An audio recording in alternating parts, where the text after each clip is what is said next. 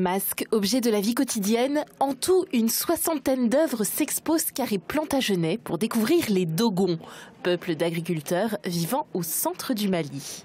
Très intéressant par leur richesse des symboles, de croyances ethniques. Et donc on peut expliquer à travers les danses avec les masques Dogons toute la culture, toute la mythologie que les Dogons ont développée pour expliquer le monde. Ce masque, par exemple, représente la jeune fille de Bambara. Contrairement à son nom, seuls les hommes le portent. Il servait dans les cérémonies funéraires pour escorter l'âme du mort. La jeune fille Bambara doit être chic, doit être donc parée, assez, on peut dire, lumineuse. Donc vous voyez ce masque, d'abord il est tissé, il n'est pas en bois, il est tissé, ce qui est difficile à faire. En plus de ça, vous voyez, il a des sortes de petits bijoux. Confiée à la ville du Mans, cette collection permet de dépoussiérer le regard du public sur l'ethnologie et de mettre en avant les peuples premiers, ces tribus qui disparaissent peu à peu.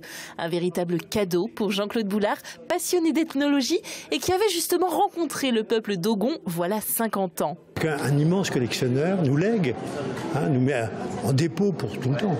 C'est une très très belle collection. Les Dogons sont probablement le peuple qui a été le plus étudié par les ethnologues. Ils ont inventé une fête tous les 60 ans. On rappelle toute la culture. Il y a toujours un survivant de la génération précédente. Et comme ça, depuis 3 siècles, tous les 60 ans, ils transmettent la totalité d'une culture sans avoir de bibliothèque et de livres. Toucher du mille, agir sur des hologrammes de masques, écouter l'arbre à palabres avec des paroles de spécialistes dans les calebasses. Ici, la culture est mise en scène différemment. Dans le sujet de l'exposition chez les Dogons, il y a ce rapport-là. Il y a ce rapport-là au sensible en permanence.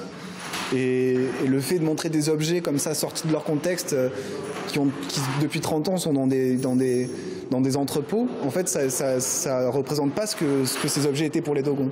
Donc l'idée c'était de ramener un peu de vivant, parce que ces objets, s'ils n'ont pas utilisé, ils n'ont plus de sens pour eux. Des ateliers pédagogiques autour des masques seront proposés dans différents quartiers pour éveiller la curiosité du public. L'exposition est à découvrir jusqu'au 24 septembre.